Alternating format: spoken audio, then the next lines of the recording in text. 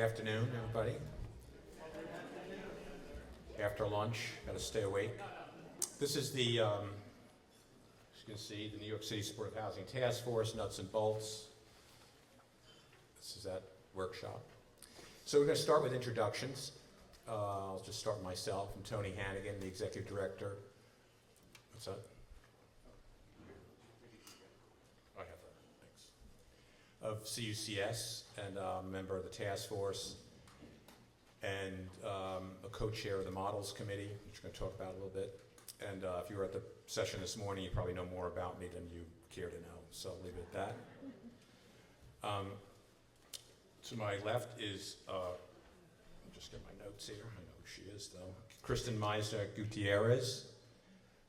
She's a Deputy Commissioner at the, for supportive and affordable housing and services at the New York City Human Resources Administration. I should really start by saying, before going into any more detail, that it's really, I know everybody here, and I've worked with them for some time, Kristin and Jessica and Gail, and they are, in addition to just being terrific people, they are terrific public servants, and it's really a privilege to work with them. And over the years, they have helped CUCS and myself out in numerous instances, and I'm sure I'm not alone in that. And it's great to be on the task force with them and on this panel. I've given you Kristin's title. She had worked at City Hall for about 10 years, I think, as chief of staff to numerous deputy mayors. So if she survived that, you know she's good. And she was also the executive. She was also has just a long history in working in public service. So to her left is Jessica Katz, who was Assistant Commissioner for Special Needs Housing for HPD and Special Advisor to the Commissioner. I think that should be very special advisor, but a special advisor. Jessica her units developed more than 14,000 units of supportive housing. And prior to prior to that, she was the ED of the Lantern Group, and she's also served as a board member of the network. And to her left is Gail Wolsk, who's a social worker, and her title is the Director of the Office of Housing and Services at the Department of Health and Mental Hygiene. And you need only talk to Gail for 5 seconds to know that she knows a lot about services. She started out working with children and families, and then she spent 15 years working in a variety of settings: outreach, drop-in centers, supportive housing. And so we had the value of her experience. So we're going to kick it off with the first slide. So you know it by heart now about the 15,000 units, right? The 7,500 congregate and the 7,500 scatter sites. So I'm not going to go into that. You know, that is what it is. And so the mayor appointed a 31-member task force, and most of those people, I think, are probably here today. Some representatives from government, some foundations, and a lot of providers on that. The structure of the task force is Steve Banks, who's the Commissioner of HRA, and Vicki Bean, the Commissioner of HPD, co-chair it. I might add that Jessica and Kristin are instrumental in keeping it going on a day-to-day basis. And then there's the various committees, and the committees are co-chaired, and you see what the committees are. We're going to go into that in more detail. But the committees are co-chaired by a government person and by a provider. And those committees meet a lot and discuss, and they discuss among themselves, and then we meet as a committee of the whole, generally at City Hall, where Vicki and Steve co-chair. The feedback used to develop the 4 committees was essentially it was a questionnaire survey that was distributed to all 31 members with questions. I should also add that it's not just, how could I forget, it's not just, it's from government, it's Steve and Vicki, and it's also Laura from the head of the network, who's also a co-chair. Sorry about that, Laura. So then you had these 4 committees, and that was determined from the questionnaire, how we got to that. So talk about 3 guiding principles for all of the committees and the task force itself. That the supportive housing is going to be permanent. That's what we're talking about. We're not talking about anything transitional. It's all permanent. And the objective is to reduce the street and sheltered homeless population. And I must say that in the course of these discussions, that's become complicated, because you get into interests, understandably, of institutional homeless, for instance, people who are in hospitals, people who are in jails, nursing homes, and that's in the panel I was in this morning that came up about, what about those people? And so we're grappling with those issues, and then targeting resources, right? That it's a valuable resource outweighed by broader demand, and so we need to prioritize people, and that's of course easier said than done, right? So in New York 1, 2, it was basically the emphasis was on single individuals with a mental illness, and then also people who are living with HIV/AIDS. And then in New York 3, we expanded those populations, and we, so for instance, included families, and so now we get into also talking about, well, like, how do you do those priorities, and what about domestic violence? What about the elderly?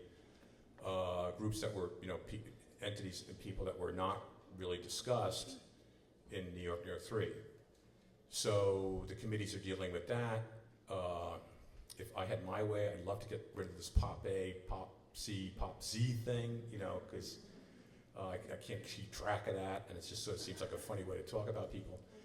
And so anyway, that's the overview of our charge. So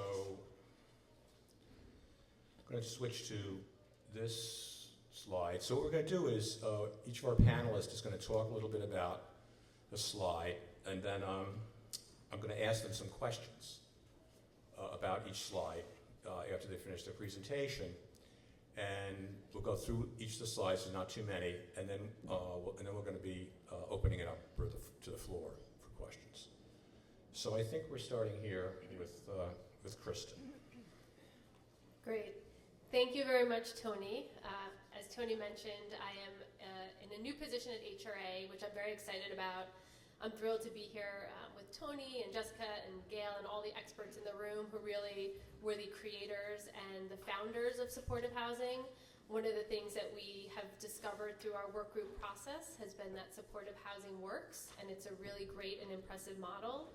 I actually remember back in 2005 when New York 3 was signed. I was actually working at DHS at the time, and I remember being in conference rooms with the commissioner who was helping to lead the charge and create a lot of these populations. And just to harken back to 2005, some things to remember that were going on at that time, people still used MySpace, and no one had actually heard of YouTube. Believe it or not. Facebook was just for college students, and the iPhone was still 2 years away from being invented. And so, all of that to say a lot has changed since 2005. The work that's been happening has been really tremendous. When the New York 3 agreement was signed, 9,000 units was a historic commitment. 98% of those planned units have been awarded, and a tremendous amount of great work has been done. And so now we've been trying to look at, here's a new opportunity to think about what do we want to do going forward? What are things that have changed in our world in the past 10 years that we want to take into account? For example, we're learning more about what works. There are national databases, right, around evidence-based practices. Evaluations are playing a greater role in the type of programs that governments are funding. And so we really were trying to think about what new opportunities are there based on the funding streams that are going to be going into New York, well, the new supportive housing, the mayor's new supportive housing commitment of 15,000 units, right? There's going to be some different funding streams there, a lot of city tax levy funded. What changes have happened in technology that we want to think about? What changes have happened in how we deliver services, and what have we learned, and how is the housing market changed, right? And so that led into the 4 work groups that Tony's been talking about. And so for the data work group, one of the things we really wanted to look at is the populations that were being served. And so we do know that there's been a tremendous amount of need out there. And so how do we really target and be thoughtful about who gets those units? So a lot of conversation has been going on, a lot of data. CIDI has been working really closely.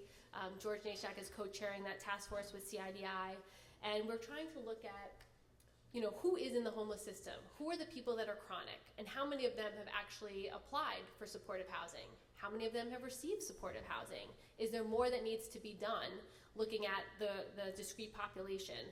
We've done a lot of data matches using Sparks data, using hospital data, so that we can better understand who are the people that would likely be good candidates for supportive housing but may have not applied. And so, we're trying to figure out, as Tony mentioned, looking at the guiding principles, right? We're looking at chronicity, we're looking at homelessness, we're trying to target people who are high need, we're trying to figure out who, but for supportive housing, couldn't live in the community on their own. And New York 3 did a really tremendous, great job at housing a lot of individuals. And so we're trying to figure out with this next tranche, how do we continue to do a great job and do an even better job at really thinking about who are the folks most in need. I think I'll stop there. Okay. So, for instance, one interesting fact I think that's come out of this is that there are over 9,000 people who are chronic shelter stayers in 2015. And 30% have a New York application at some point of time in the shelter system.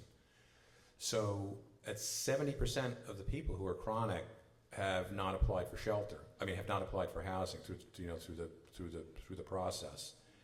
And so what we're trying to get at is trying to figure out better, is to use data better. I think one thing that we have not been doing a lot of, we have not made best use of data and figured out what the data is. So what is that? So we're trying to figure out what does that tell us? Why are there so many people in the system that are not applying for housing? So let me ask you a few questions if I can. Could you talk a little bit about what we've learned from New York 3, and how is that influencing the task force process? So, for example, for families with New York, well, one thing we learned from the great evaluation that the Department of Health did is that New York and supportive housing is a real cost-effective way at dealing with a lot of high systems users, and a real cost-effective way at providing housing for a number of individuals. We do know that families, for example, have a really high retention rate, and so we're trying to think about ways to enhance the model for families, and we'll talk about that maybe a little bit more in the new models slide. But we're trying to really use the data to better inform what we're going to do going forward. But we also have a lot of data from the past. And so like I mentioned, the DOHMH report has shown us some of the cost effectiveness, the treatment that we have for some of the individuals in the housing. And so being able to really, figure out who are the people that have high hospital stays, who are the people that have long chronicity stays, who are the people that we really want to better target for these resources. It's one of the objectives of the task force. And we're also going to look to you guys. So we have a concept paper out right now. We're looking for input. We're looking for support. This is really an opportunity to start to think through and shape what we're doing. And so, we welcome feedback. And I think during the Q&A, we'd love to hear more from you guys about where you think there are opportunities to try to continue to enhance this model further. When CCS first did its first supportive housing initiative, we had to and we were looking for families with a mentally ill parent.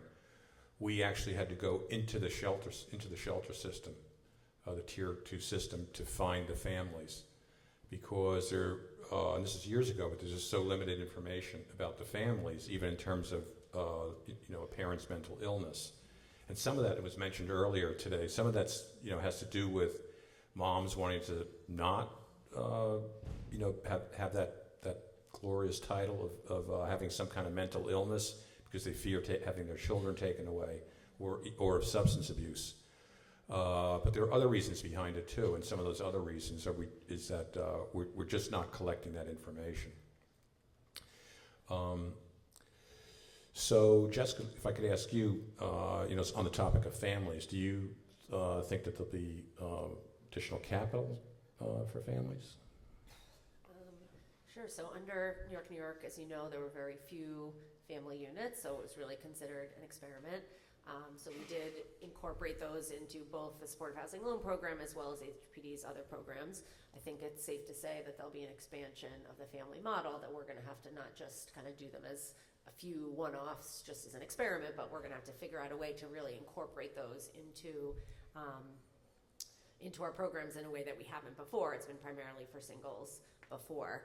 And that's part of where the streamlining development folks have been really looking at some data to try to figure out what are the characteristics of these families, and making sure that we're developing the right kind of units, because it really does start with the availability of capital and creating the right physical plant in order for these families to be able to thrive. So I think it's been a very iterative process with each of us on the 4 different committees trying to work together and figure out how each of our work is going to influence one another. Thank you. So that's news, that there's likely to be an expansion of families. And correct me if I'm wrong, and Tim O'Hanlon's in the audience, and he was once assistant commissioner for this unit that Jessica oversees now. But I think that the thinking is that supportive housing was for singles, and that the affordable housing production that HPD did was for families. And so then introducing families who need support into the equation, as Jessica said, was quite different. And so it's how many units was it? Maybe 1,000 out of the 9 or something like that. So it's 1,000 out of the 9 roughly. And so it's an experiment that worked, I think. And so, but then again, like going back to figure out, like, okay, so what families do you prioritize, and how do you do that? And so in the family supportive housing that we do, we have one that has 92 units, it's singles and families, and another that's being rented up as we speak, that's 108. Some of the practical complexities of this. So when you go and you go to the community board and try to get, you're talking about, like first it's like, well, so you're going to have children with mentally ill people? It's sort of like, well, yeah, but it's, it's also their parents, but then you don't also want to stigmatize the you don't want to stigmatize the kids or stigmatize anybody, so where people are thinking like, oh, so, you live in that, your mother's mentally ill or whatever it is. So it's really pretty complicated. It gets more complicated with families. And we've learned that as you start to work with children and organizations that do work with families all the time, like WIN, it's more complicated from the siting and everything else. I'll also add on the families versus single side that in 2005, talk about what's changed, there really was not this set of huge number of chronically homeless families as we see today. So we have to kind of reorient ourselves. And then the other thing that's happened in the reverse is that we have created all these buildings for single adults, which was only possible under the current zoning, under the previous zoning code for in the supportive housing world, whereas now we call them micro units and other folks can do them. So we're ZQA, I think we're up against the ZQA panel. I almost want to send a bunch of you over to the ZQA panel to hear what's new in the zoning code for supportive housing, but we talked a lot about seniors, but there are a lot of changes that are sort of working both ways, that are learning from the successes of supportive housing, that the changing demographics of the city does require that we build more smaller housing units for single adults, as well as the driving need for more housing for homeless families because of the changing dynamics of the shelter system. Thank you. So anyway, that's data. We don't, just to close out a little bit on the families here, we don't know in terms of families, how many families really would benefit from supportive housing. I mean, so as Jessica said, you have families who keep returning to the system, so that's certainly an indicator. And the Link 2 program from DHS, Living in the Community, that rent subsidy is specifically for families who come back for a third time. So we have that data, like that's hard data. But we don't know, for instance, how many of the families have a parent with a serious mental illness.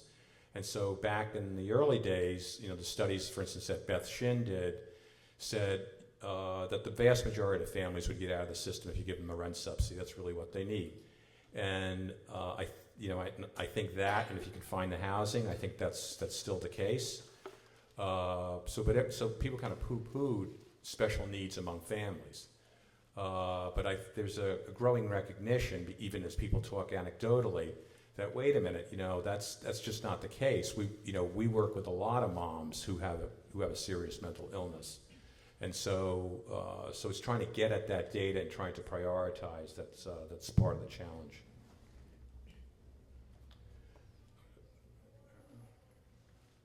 Okay.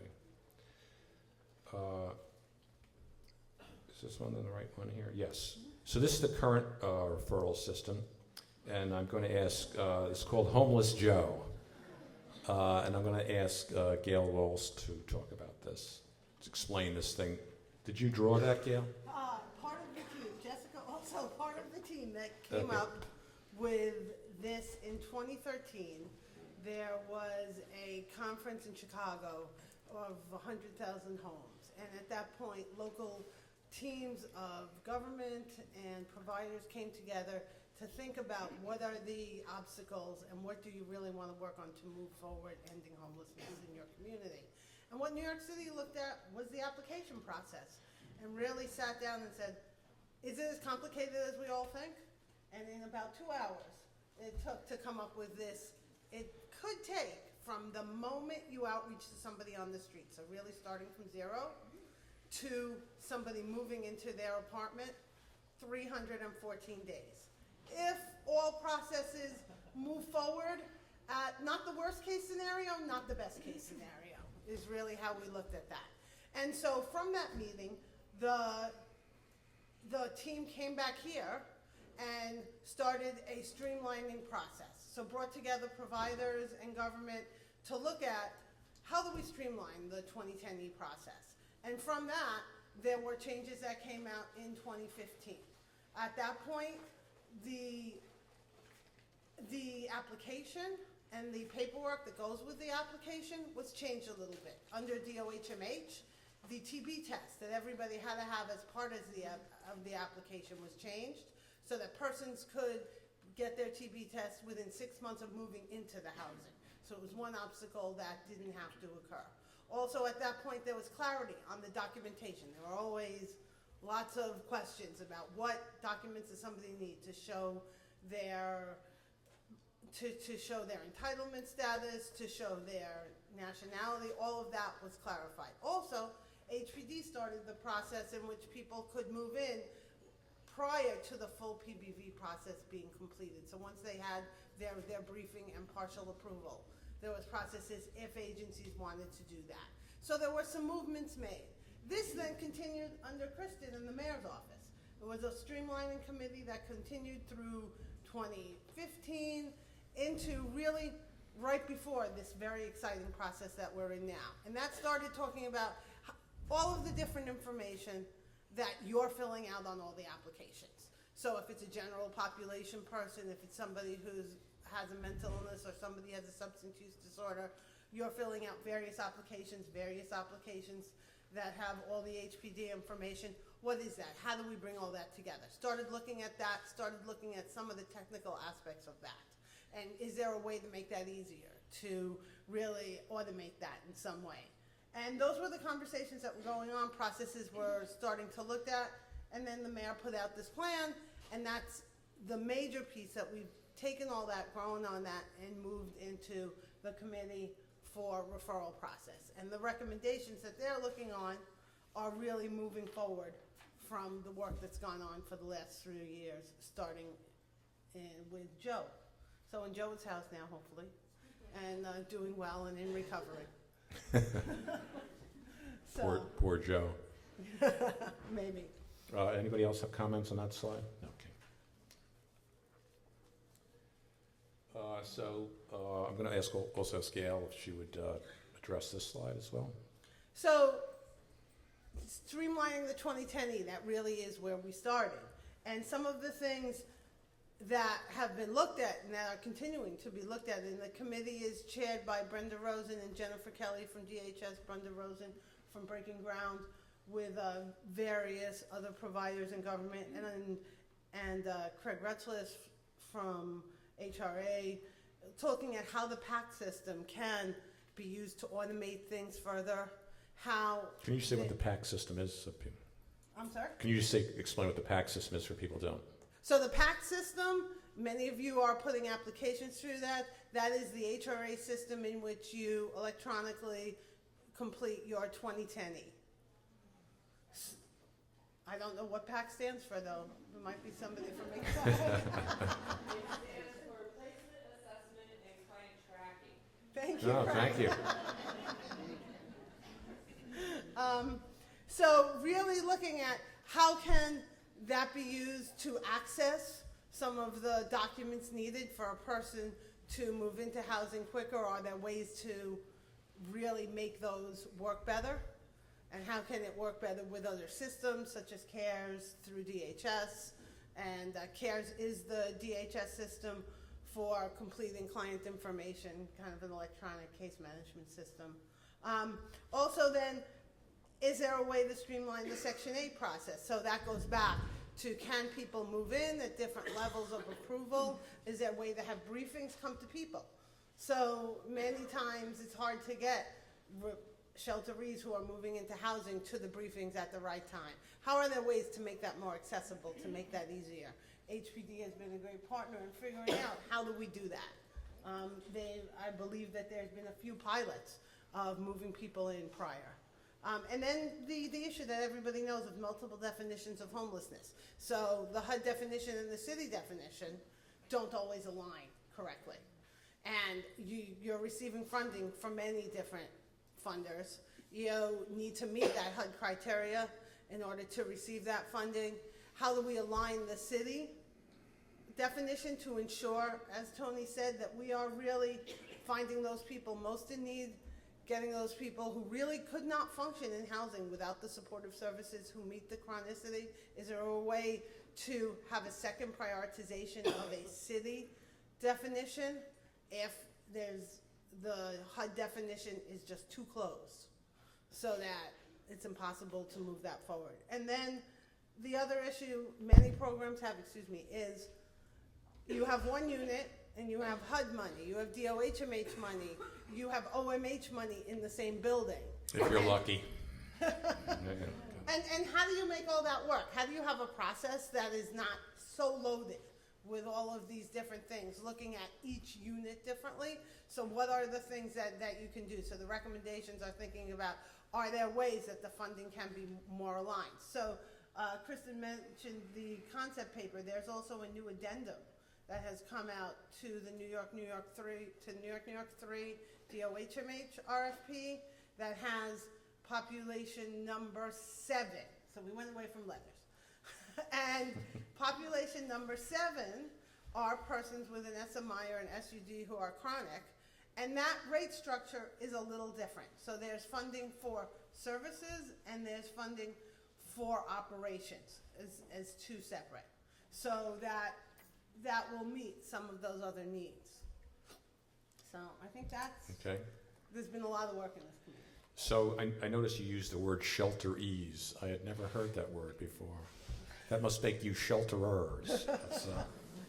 The word was invented here. There you go. Okay, that's great. We'll put it in the... So could you talk a little bit about, given, Homeless Joe and what we're working with the task force, like what might change going forward? What might change in the future?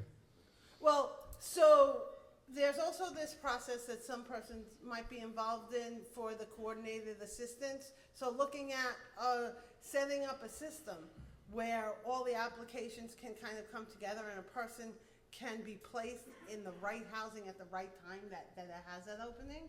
So that as we move towards automating more, towards getting all of the housing in one system, it's big.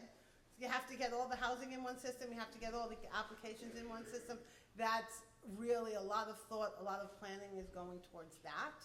I think the other thing that will move forward as we look at this is I'm sorry, and I missed one major piece. One of the recommendations of the committee is how do you not have the person going through the application have to tell their story so many times? So is there a way that if somebody has a mental illness and that's verified by SSI, by SSD, they don't need to have a psychiatric evaluation? That can verify their eligibility by using that, having better psychosocials. So being able to train your staff so that they can do quality psychosocials along with somebody's criteria that's already set because they have these entitlements in place. And I think that that's a big movement, and if these recommendations are moved forward, that will be a big change. And do you think there might be a change to the Pac system itself?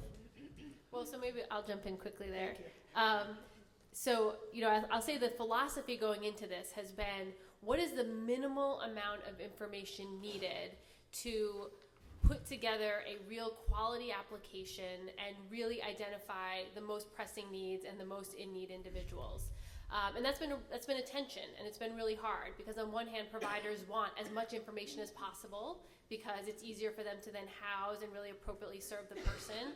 But then on the other hand, it sometimes makes it hard on the front end to get all that information and put people through the system quickly. So I will say Mike Bosket and Craig Retchless at HRA have been doing a really tremendous job thinking about the Pac system, and they're here today, so we'll give them a shout out. What are ways that we could try to improve this, and are there technology solutions that we can add? The Pac system is a really robust system, and so there is opportunity in the system that's not being utilized right now. And so they're doing a real hard look at what more can be done. We've talked about some really interesting concepts of like a Domino's pizza, right? Where you can see where someone is in the process. Step 1, I'm making the pizza. Step 2, it's in the oven. Step 3, it's on the way to my house. And so could we do something similar to like that? And so, we're doing a real in-depth look at that, and their team is really trying to figure out how do we balance those tensions? How do we get all the information that we think we need at the same time, not making it overly burdensome and too hard for people to really apply? Very good. Thank you.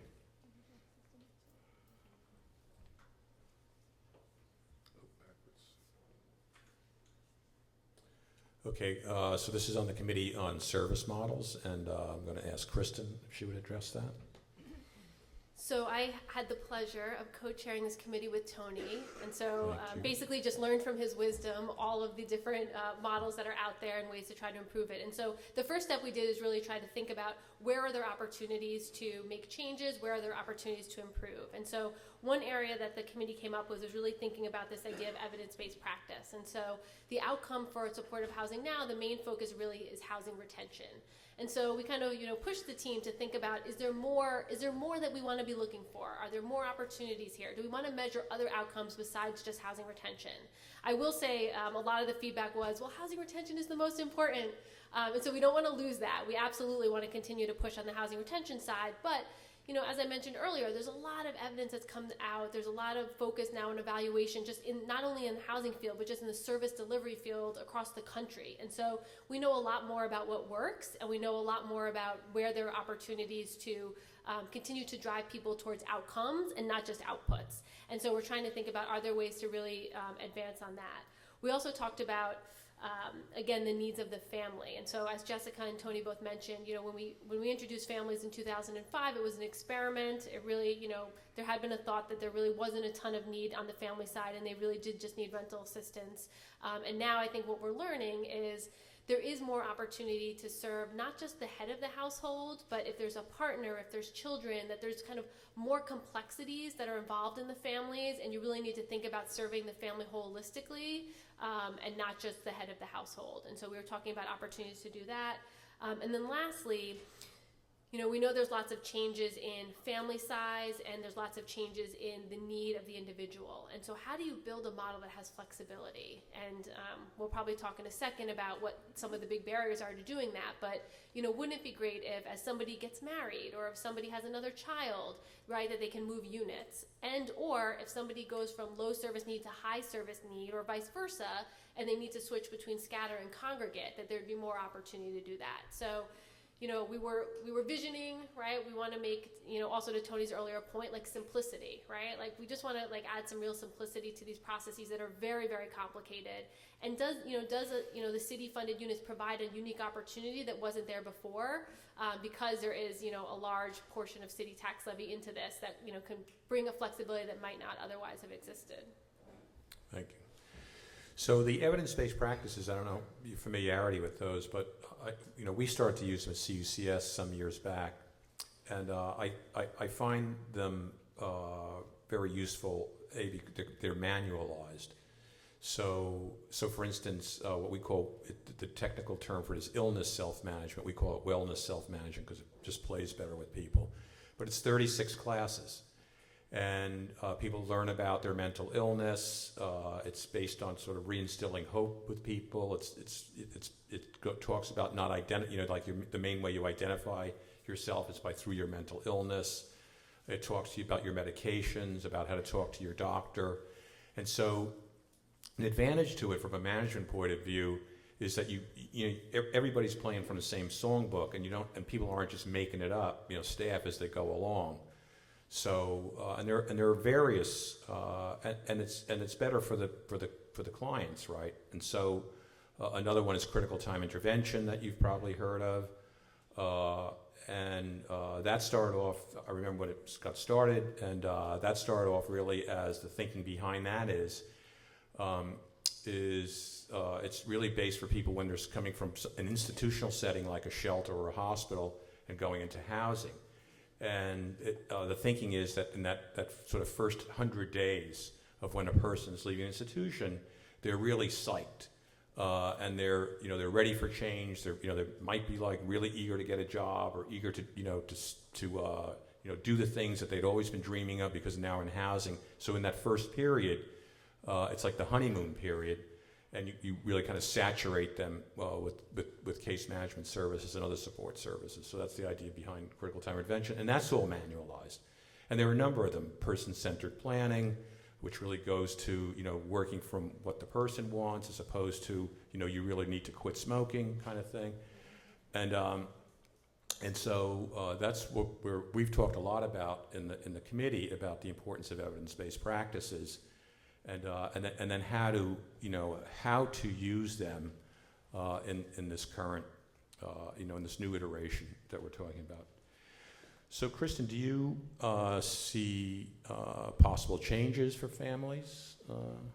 I know we're talking a lot about families, but go ahead. Well, yeah, and I will say when we did break into our work group, we talked about families and single adults, and everyone pretty much decided, the single adults are great. They're doing well, we like it, everything's working well, but let's talk more about the families and the youth. And so, kudos to all the people that have been doing all the supportive housing, because really it's been a lot of impressive work. And so there aren't a ton of improvements that we really identified in those areas. But on the family side, I think it is looking at opportunities to look at the entire family, and then also things like financial management, right? Kind of, are there more services that you'd want to bring to the families, and is there an expectation that families would eventually be able to be self-sustaining? And so as we were talking earlier a little bit about the outcomes, should we think about outcomes maybe a little bit differently for families? So not just for the head of household, again, with whether it's financial planning or employment services, but for youth, education outcomes. Are there certain services that we want to bring to really help prevent future generations of folks? So taking them out of the shelter system. We do know that there's a correlation between people who've lived in shelter being more likely, who are in shelter as youth, to come back as people in shelter as adults, right? And so how do we think about ways to really break the cycle? And is permanent housing is obviously a great opportunity to try to do that. And so I think, again, we're really trying to flesh out what are the opportunities to work with families in supportive housing, what are the outcomes that we want to achieve, what have we learned from the current family housing that's up there, and how can we think about treating folks more holistically. So as Jessica said, the family's supportive housing is really nascent model compared to the work that we've done on the single side since really that predates New York 1. So we've been doing this since the 80s. And so, and the single supportive housing model is quite well developed, and we have at any given committee meeting And we've broken into two groups. As Kristin said, we have separate subcommittees to the subcommittees. Singles is one group, and then families, and then we bring them all back together. And we're all feeling pretty good about what we've been accomplishing on the singles side. But on the family side, for instance, as Kristin's talking about, all of the services are really targeted towards the parent. And so, although there's, it's mentioned in the guidelines that you should be providing services to the families and the children, and Gail, I think, would confirm this, that when DHMH comes out to do the program audits, they don't look to see about services to the children because there's really no guidelines for that. But then when you actually do supportive housing, you see that, where you need to do, where children need support is with, as Kristin said, with school. They need all kinds of supports. They need after school programs and tutorials. And then, in terms of staffing for that, if it's a different tutor for somebody who's in third grade than for somebody who's a junior in high school. So we're looking at that too, like, what should be the service span on that for families. And I think there's some interest and commitment in trying to make improvements into that service model. Could you also talk maybe about changes for the youth, the young adults? Yes, so there has been a lot of conversation about the model for youth, and I know there's some youth providers in the room. Lots of, there's been reports done, there's been work groups, there's been task forces, there's been focus groups with youth and youth providers trying to call the lessons learned from the current youth supportive housing. I think probably the two biggest areas that keep coming up that we've been talking about is first, thinking about targeting and the referral process. So who are the youth that are being identified for supportive housing and who should they be? We've been having a lot of conversation about the challenges of should the person be diagnosed with a mental illness? Should they have a substance abuse issue? Can you even do that with adolescents? As adolescents are constantly changing, they don't necessarily have enough time. Maybe some of their pressing issues haven't manifested themselves. Are there other proxies you'd want to use? And so really being thoughtful about how to target who needs this resource and who should be referred to it when you're in a state that could be fluctuating and changing. And so that's issue number one. Issue number two has also been around this idea of time limitedness. And this, again, is also a tension because right now the youth are expected to move on by age 26. And that's partially because there's so few units for the youth that you really want to keep a supply going. And there's a thought that, adolescents, right, because right now they don't have necessarily a diagnosis, that they are able to move on once they get more stabilized. And so we've also been thinking a lot about, should it be time limited? If it's not time limited, what does that look like? What does that mean for the supply? Could you create a culture of moving on without necessarily creating the expectation? And so maybe there are ways that you could instill requirements for providers, kind of system or programmatic wide, to try to achieve without doing it on an individual basis, right? So you don't expect every single adolescent to have to move on at a specific point, but you do expect the providers to create a culture that helps people to move on, and you create a target that they have to go for to assess who are the most appropriate adolescents to move on at that point. And so we've had a lot of conversation about that, a lot of debate. I don't think we've come to any definitive conclusions yet, but there are a lot of passionate thoughts and ideas, and so we welcome any more. Yes, that's been a tough one, the young adults, and because in the a basic tenet of supportive housing is that it be permanent, and where that came from was like when that was established, it was like, why is it that poor people always seem to have to graduate to something else, and so and certainly housing, why do they have to like graduate out of their housing, and so but there's this the underlying piece, as Kristin said, with youth, is it doesn't necessarily, you don't want to create a false wall for them where they hit it and they have to move at 26 even though they still need it. But then on the other hand, you don't want to encourage them to stay in an environment that they may no longer need. So in evidence-based practices, Gail, do you have any thoughts about where that might go and what evidence-based practices you would suggest? Well, I think on top of what you mentioned, there's also trauma-informed care and, of course, motivational interviewing. So it's very important that in trauma-informed care is not as manualized, but it really is about the environment. And as Kristin said, if you're thinking about an environment where persons are getting ready to move forward, and when you're thinking about an environment where everybody has come from trauma, you want to ensure that everything you do with the person is informed by how they might react to the color of your walls, is when you're thinking about trauma-informed care. So those are the major ones. Okay, thank you.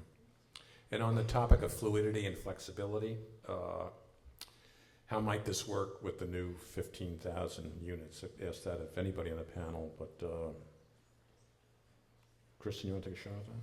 So I think one of the biggest challenges here, as many of you know, is the federal definition of chronicity.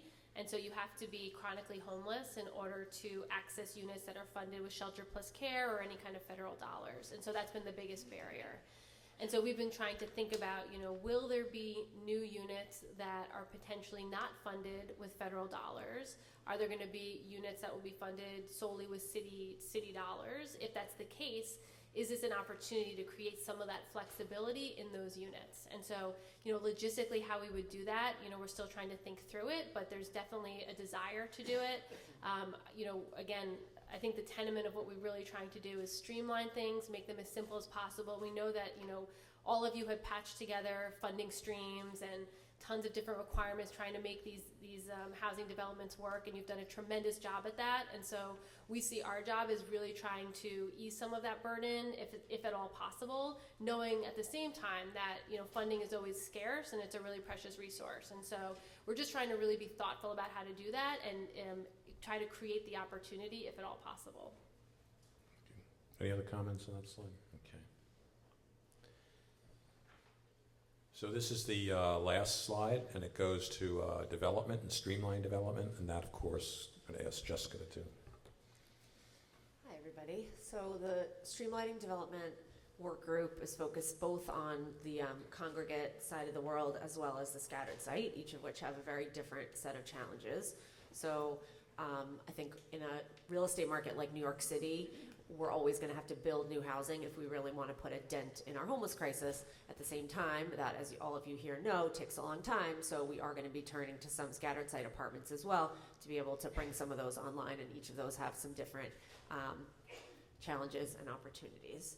So on the congregate side, one of the main challenges is the scarcity of available land. Again, both the MIH and the ZQA victories were both fantastic to really unlock the potential of what scarce existing land there already is. So we think that we're going to be able to get more units on any particular site. Developers are going to be able to build larger buildings and get more units on any particular location. So that's going to really help us try to address that issue as best we can in a tight real estate market. NIMBYism and siting is also something that we've talked about a lot. That's a really difficult balance to tread between our obligation to educate people about mental illness and other disabilities, and our obligation to follow fair housing rules and our ability to get things done in a politically charged environment. So trying to balance all those different things has been a hot topic of discussion as well. More funding and quicker access to acquisition capital. So we've always primarily been a not-for-profit driven group, and as the real estate market leans more and more towards all cash offers, above market within 30 days of putting something in the marketplace, we really want to try to find more and better tools for not-for-profits to be able to compete in that type of environment. So the New York City Acquisition Fund was, the 8 years ago version of our best efforts to make that happen, and now we're sort of figuring out what improvements we can make to that tool and what other things are necessary in order for all of you in this room to be able to compete to get additional property. We are continuing on our work with the supportive housing RFQ for city-owned properties. That comes with its own whole set of challenges, which is a ULARP, a city council vote, and approval by every politician up and down the chain, but it does provide to the extent that there's some city-owned property still left, both in HPD's portfolio, NYCHA's, and HHC's, we're working through some of those sites. We're trying to do that fairly slowly and methodically so that we don't flood the market with city-owned properties, so that you all don't get stuck in our pipeline of when you're purchasing privately owned sites. We want to be able to move some forward altogether, but we're looking at under every rock for city-owned land that we can continue to build on as well, and figure out any other tools we can think of to unlock better opportunities for land. Scattered site and master leasing. So the good news about scattered site and master leasing is that we can bring things on more quickly.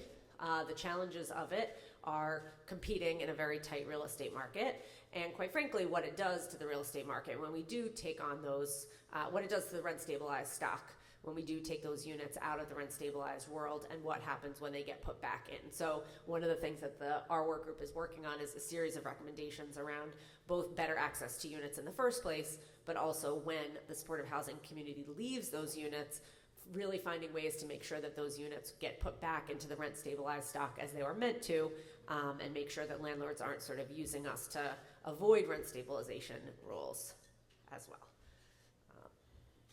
Great, thank So those are the main issues that we're grappling with. Thank you. So you saw, if you were at the plenary session this morning, the video where the city made its announcement for the 15,000 units, and then the video of the governor making this announcements for the state of the 20,000 units. And so, up to this point, we've had New York 1, we've had New York 2, New York 3, and now we don't have an agreement between the city and the state. It's kind of the elephant in the room. So now we have New York.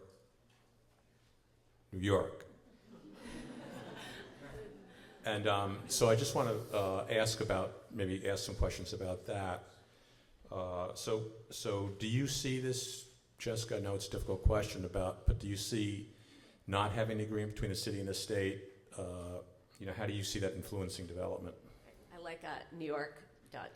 New York. I've also heard it called, and I won't attribute this lest they get in trouble, I've also heard the New York disagreement. So I'll say this. I think that the downsides and the perils of not having an agreement are well documented, and you can all read about them in the newspaper. So I'm going to take a somewhat contrarian approach and talk about the ways in which that hasn't necessarily impeded our work on a day-to-day basis. So I talk to my colleagues at the state agencies pretty much every day. Dana Greenberg is here in the front row. We talk all the time. Poor Moira from OMH has to see baby pictures of my daughter constantly. And Ruth Ann and I, as you guys know, work together at HPD for many, many years. So I think at the staff level, we continue to work together constantly. And under New York 3, we did do deals together and separately. So roughly at the end of the day, about a third of the units under New York were funded exclusively through city resources. A third of them were funded exclusively through state resources, and about a third we were partnered up with. So we always did projects both together and separately based on different priorities and funding availability and things at the time, even when there was an agreement. So the main ways that New York 3 was really critical, and what we need to try to find a way to replicate even without a formal MOU, and we should remember that in New York 3 in itself, it was a piece of paper with a bunch of signatures on it. Most of those people were no longer working in those positions 3 years after the MOU was signed. So it was really about a group of people committing to each other that we were going to work together, regardless of what the turnover was and what the political climate was. But I do think there was some accountability to one another that existed, and so that's something that everyone in this room is going to have to recreate in the absence of formal meetings between city and state agencies to say, all right, how many units did you do? How many units did we do?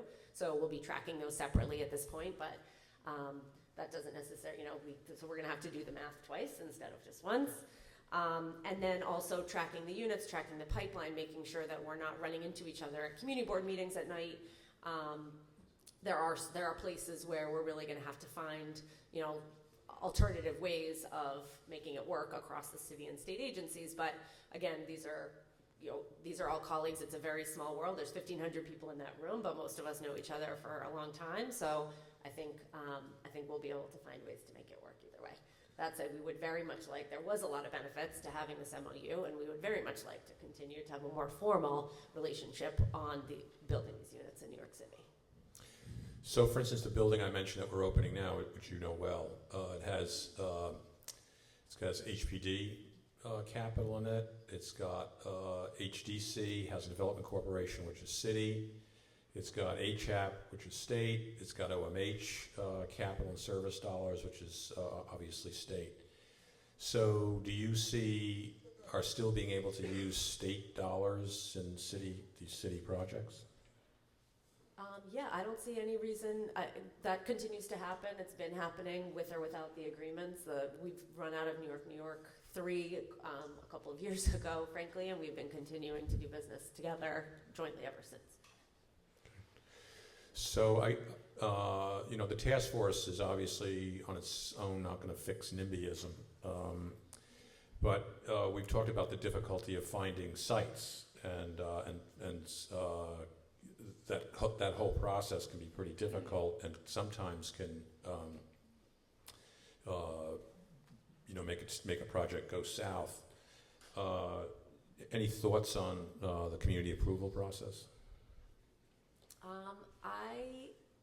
This is one of my favorite arguments to have, and I welcome more questions and comments about this. Go for it. But we've done, give it to me, but we've done almost 15,000 units just at HPD with really, really broad-based community support. The mayor announced 15,000 new units of supportive housing. The governor announced 20,000 new units of supportive housing. All of that can only have happened because everybody in this room is very, very good at seeking and obtaining support for the work that we do. So while I sympathize with the temptation to say this is an ADA issue, it's none of your business who moves into this building, I think because we have taken the time to do all that work, we've gotten much, much more resources for this kind of work and a tremendous expansion to the number of units. So I think at the end of the day, while it's a trial and a headache on an individual project basis, I don't think there would ever be the announcements at the kind of scale that we saw today without all that hard work and that time and energy. So I think that's thanks to a lot of you in this room, and there's just no way that we would have gotten there if every city council member and every state assembly member had an axe to grind about some project that they hated that was done behind their back. So ultimately, I think it's a good thing, and it's been very valuable to this community. Okay. Good perspective. And then finally, just one question and open it up to the audience, just about scatter sites. So, there's 7,500 of the units of scatter site. Just the various issues with, as you mentioned earlier, about finding those and different. Do you see changes to the scatter site program? So I think some of the recommendations are going to be around an ability to track what units are in the scattered site program. So from a houser's perspective, we get asked a lot, there's this landlord, he's a real problem, are there any scattered site units in this building? We really have no way of tracking that right now. We also have no way of tracking when a scattered site apartment, you all sign leases for rents that are not related to the rent guidelines board set rent. Now that's illegal.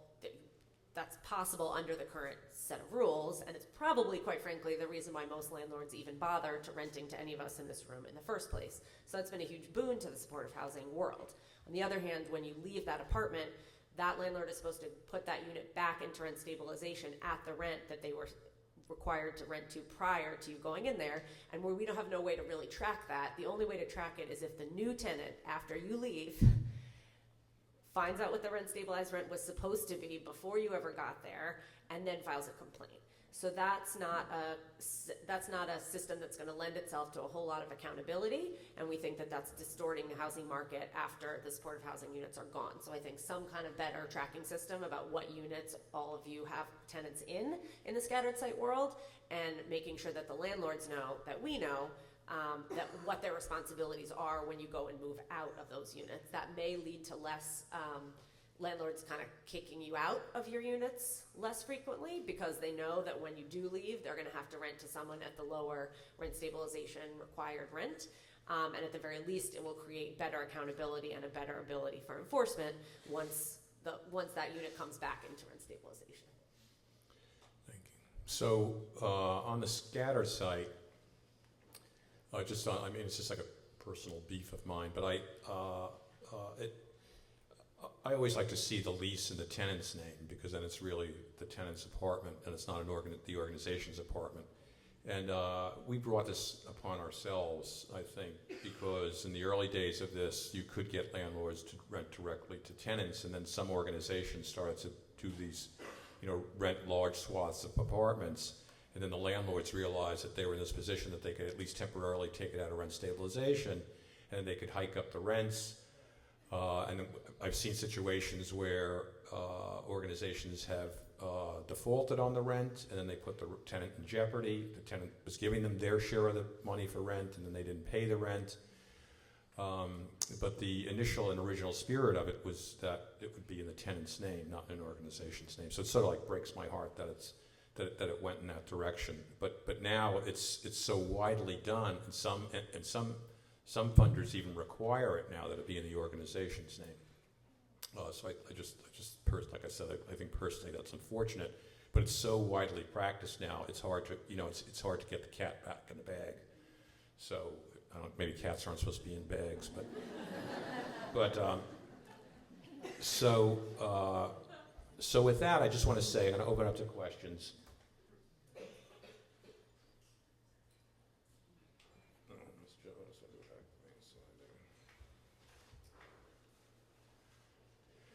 So I just want to say that,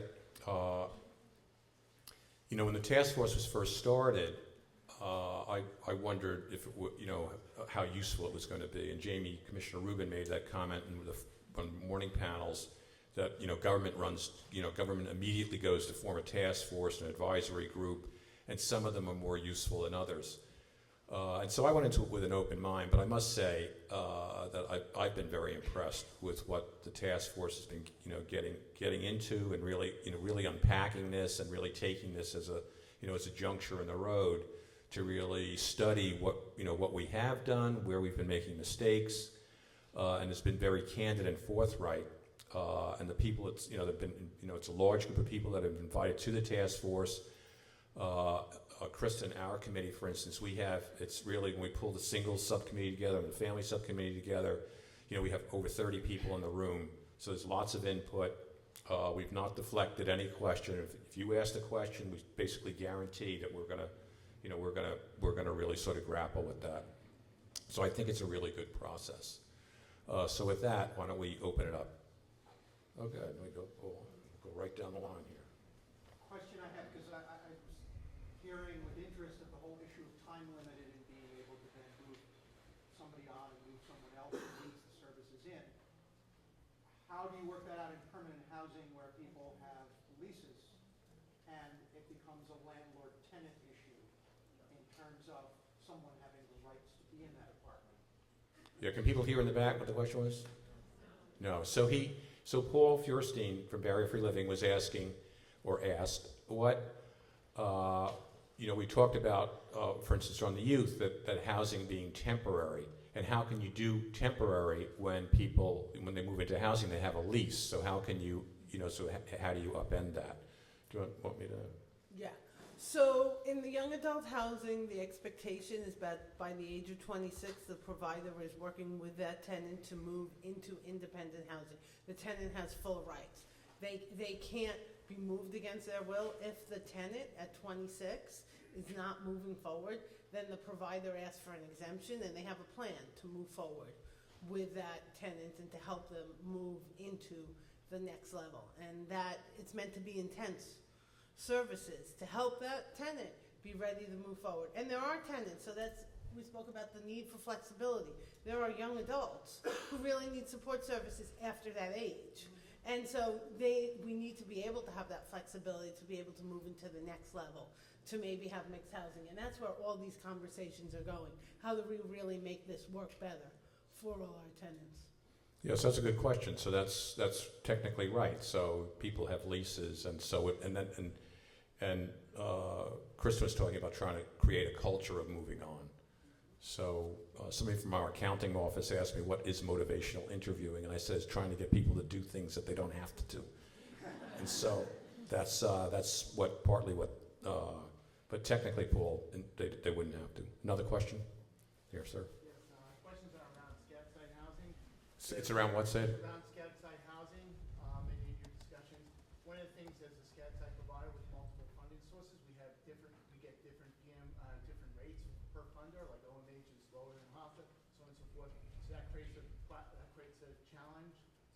so some more parity, I hear, along with the funding sources helps a lot. And then also just when you start to look at the, when we're renting apartments as well, Tony, I know you don't like the model, but we do rent apartments from folks. It's just on, we just don't have rent stabilization protections, right? So what we're finding is that landlords are raising rents tremendously because they can get them because agencies don't have the rent stabilization protections.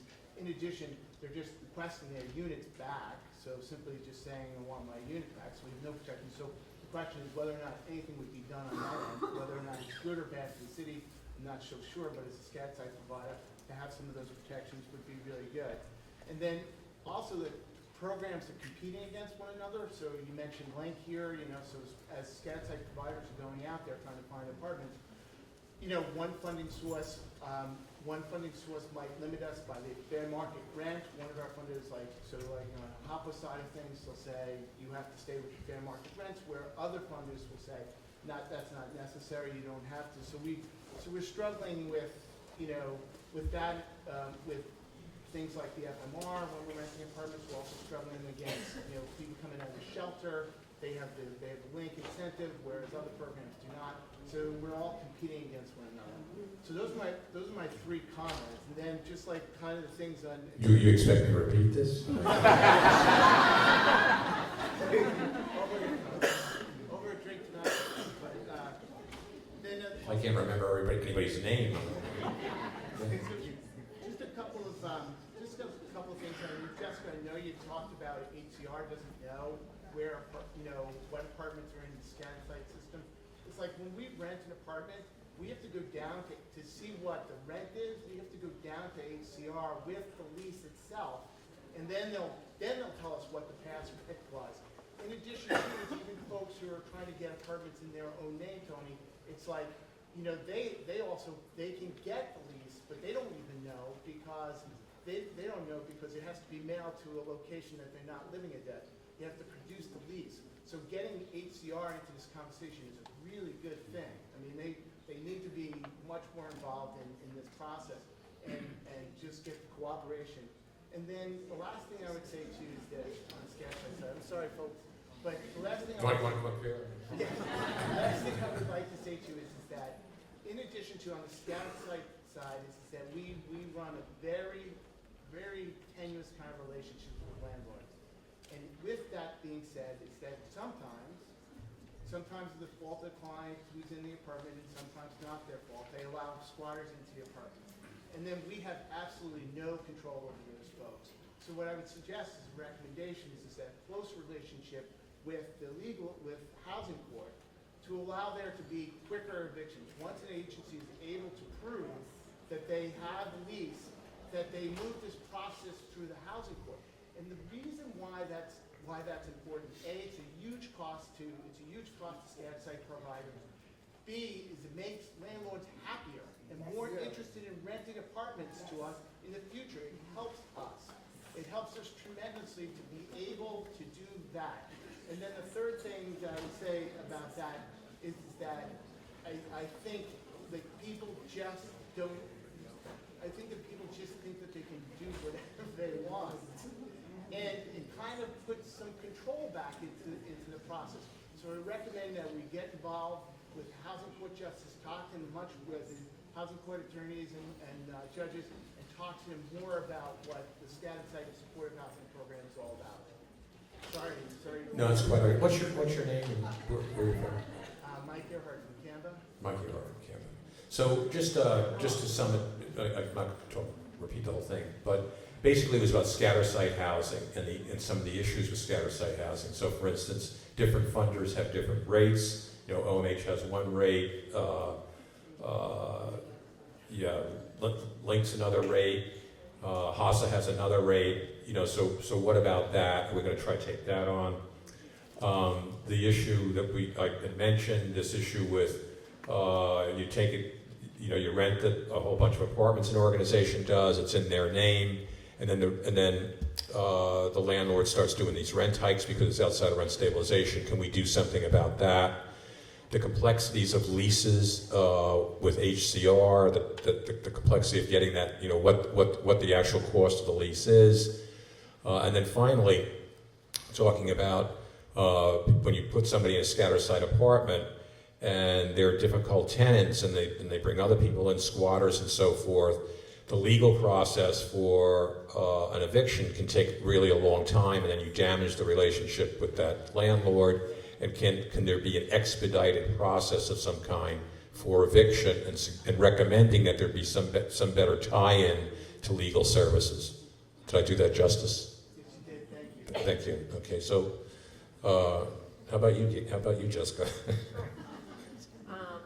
So on you're talking about landlords kind of kicking non-for-profits out of the scattered site program. So that gets back to what I was describing about, I think we're taking a bet that the reason why they do that is because they think that nobody will notice what the legal rent is after they move somebody new in.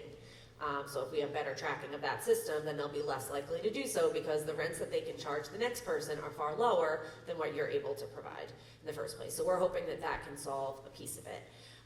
The fact that there's not enough apartments to go around and that there's a lot of various subsidies plus folks on the private market looking for apartments is a fact of living in New York City that only new housing development can address.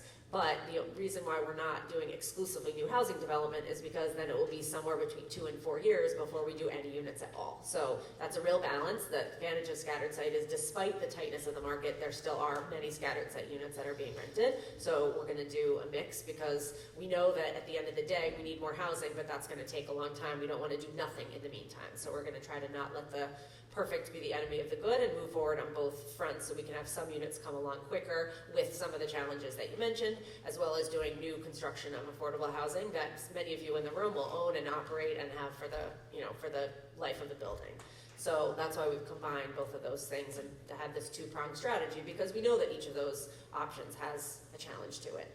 I think I heard a round of applause for faster evictions at a supportive housing conference just now, so I'm just going to leave that one be. I can take that one. So, yeah, I understand it's an issue. So when we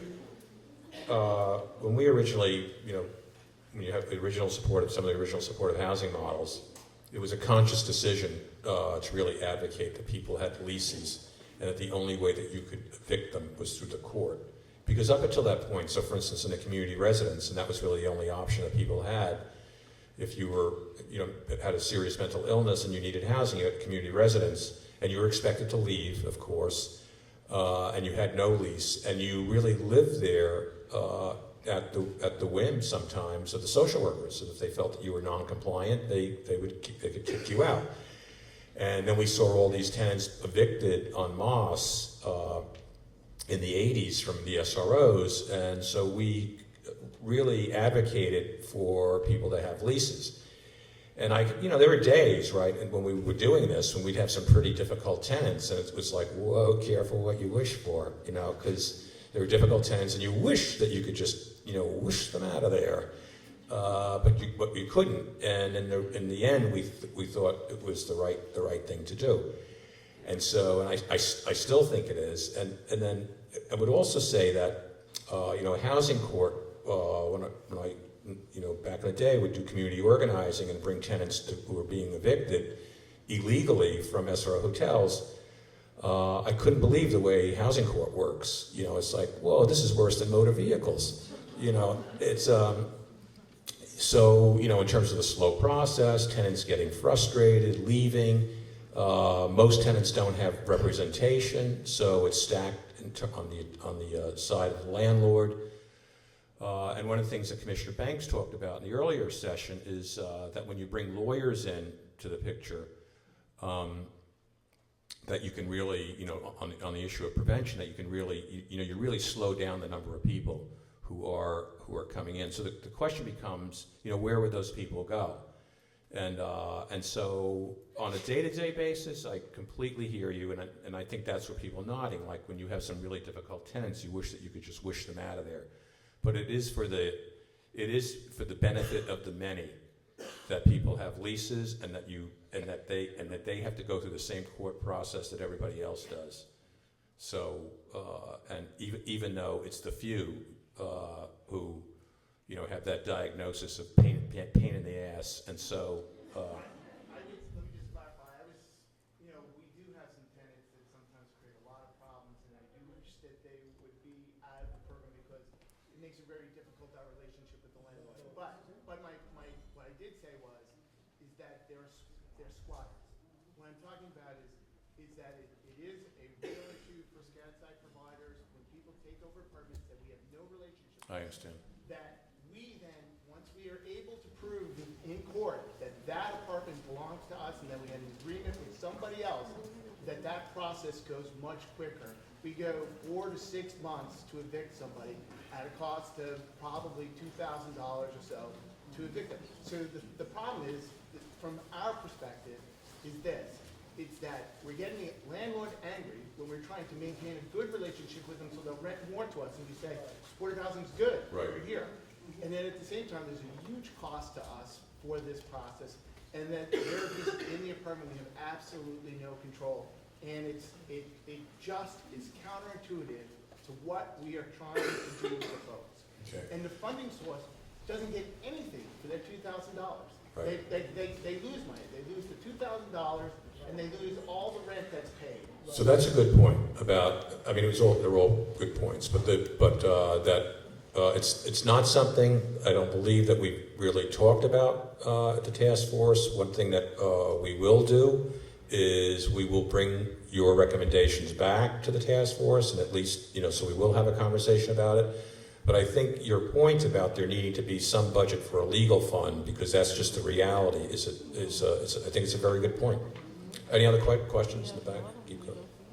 Just say your name and where you're from. I'm Craig. I work with the Safe Rising Street Work Project. We're a program for homeless youth. I do want to say I'm kind of floored in some ways to hear applause around eviction for supportive housing tenants. I work with homeless young people who already face a ton of barriers getting in, and a lot of these evictions are for non-pay and subsidized units, and it is a traumatizing experience to go through housing court that doesn't get talked about enough, that supportive housing providers often use very quickly. With that, I would just have a quick question to Kristin and Jessica in particular. In working with street work, we end up working with a lot of young people who qualified under Population A of New York 3, which is SPIMI and chronic, not under specifically the youth units. And in doing that, what happened was we would get young people who would be in these manifests that DHS would send out that would list the denial reasons for everyone, both that are adults in the Population A referrals and the young people that are 18 and over. And what we started seeing was that it wasn't just the young people we were working with who were creamed out of the process. It was systematic and pervasive, that people were being denied housing for things like just started taking their medication. Like some of the most bizarre reasons, because the manifest would actually explain the reasons for all these denials. This happened for years. So I'm asking you, I'm curious what the conversation about holding landlords accountable for creaming has been within this process, and specifically, is there a mechanism that's going to be in place to make sure that we don't have a ton of young people or older people who are struggling on the streets and supportive housing is being marketed for them, but actually ends up with people who are not in the dire situation that a lot of those folks are. So I'll allow an answer, but let me just say again that these comments we will be taking it back to the task force, and we will talk about it. But Kristin, Yeah, I'm assuming people in the back can hear that because it's your minute.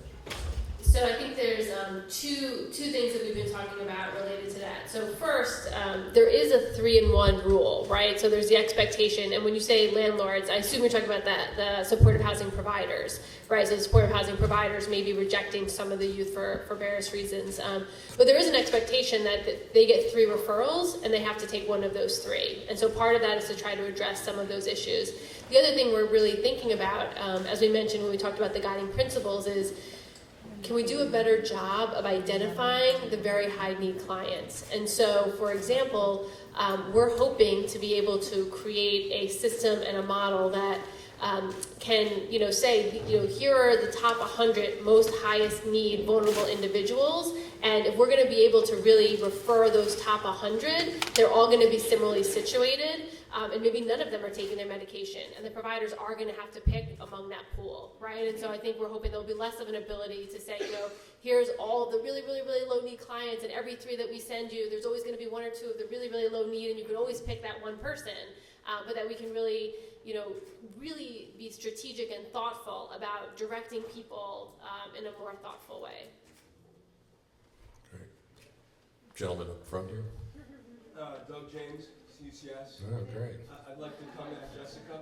Doug James from CUCS is raising hell with Jessica. He's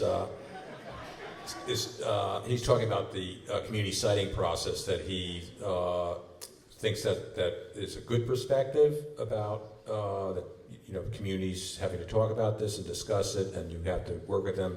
But that is often there's a great cost to providers on that.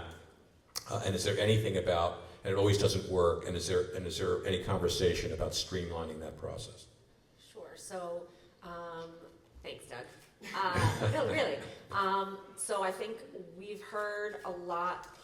The most winning argument I've heard so far for the way to address this in a way that works for all the interests involved is that I think that the process as we have now puts a lot of pressure on community board members who may not really care one way or the other and not have a strong opinion whether the supportive housing project comes in. As we all know, it doesn't really affect you very much if you're living on the other side of the community board or if you're living across the street from the building. But we're putting those 50 representatives in a very difficult position to have to stand up against their neighbors who they do see every day and they do talk to every day.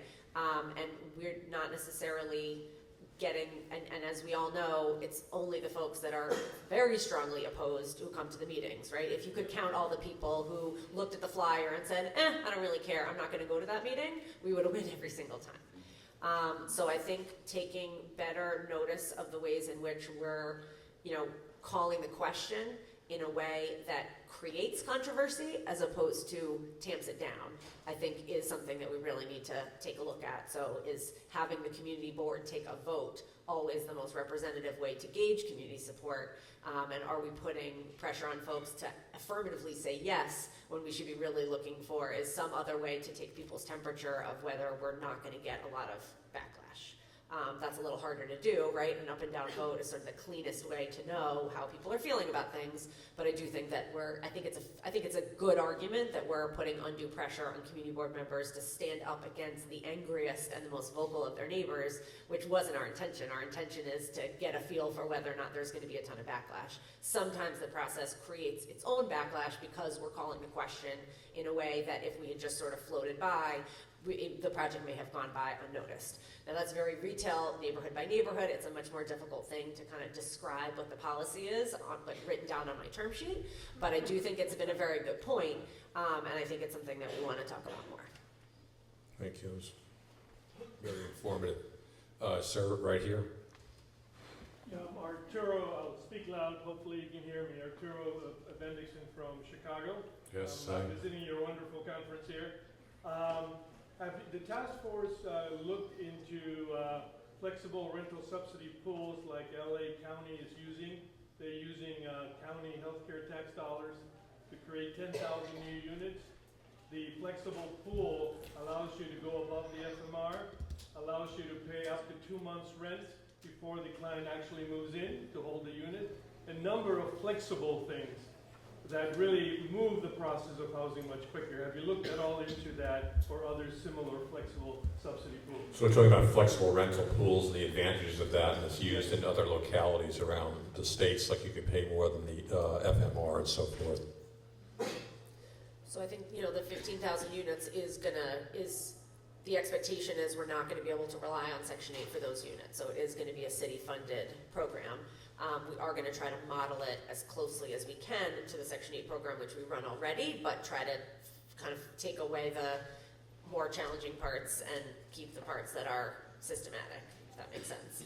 So city tax levy, as opposed to using those federal Section 8 funds or COC dollars, is going to come with some possibility for flexibility.